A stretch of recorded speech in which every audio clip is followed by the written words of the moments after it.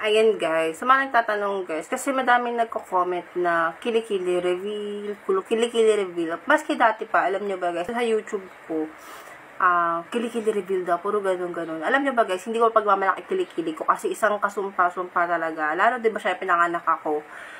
Talagang hindi mo may pagmamalaki, pero napakaswerte na lang yung iba, yung talagang hindi nagkakaroon ng mga dark or mga talagang mga sumpa sa kilikili. And then guys, sa ngayon is under renovation pa siya, under reconstruction pa yung kilikili ko. And then may ginagamit akong product, which is yung namabasa-basa ko, ayun guys. So, syempre tapos ang anak ako guys, diba? Kung dati, ano yan, dapat So, ayan.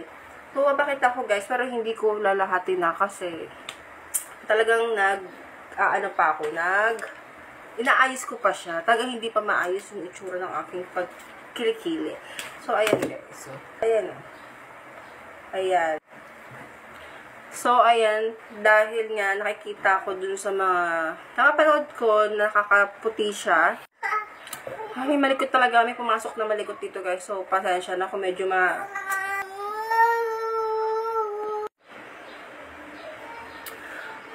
So, ayan guys, balik tayo. Stress ako. So, ayan guys, yung BL cream, ginagamit ko siya guys sa aking mga dark spot. Kasi guys, syempre nanganak nga ako. Kahit sabihin nyo na kailan tagal na yung panganganak ko na yun is, hindi naman basta-basta talaga tatanggal yung mga dark spot, no? Lalo sa mga singit-singit, yung mga dark line, yung mga panty line. Ayan guys, isa yan sa mga nangitim sa akin. And then sa mga kuyukot na part, oh, ayan guys ha, inamin ko na ha. Hindi, baka sabihin nyo, grasya yan, ganyan-ganyan. Huy! Hindi ha. Madami akong kasumpa-sumpa sa katawan. Lalo ngayon guys, nagkaroon ako ng mga peklat. Kasi nga dahil nga sa nagkaroon ako ng diabetic pregnancy. Tama ba?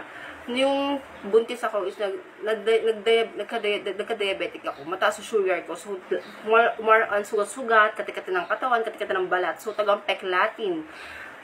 Nag-iwan siya ng peklat. So, ayan guys, BL cream sa aking kilikili. Ayan guys.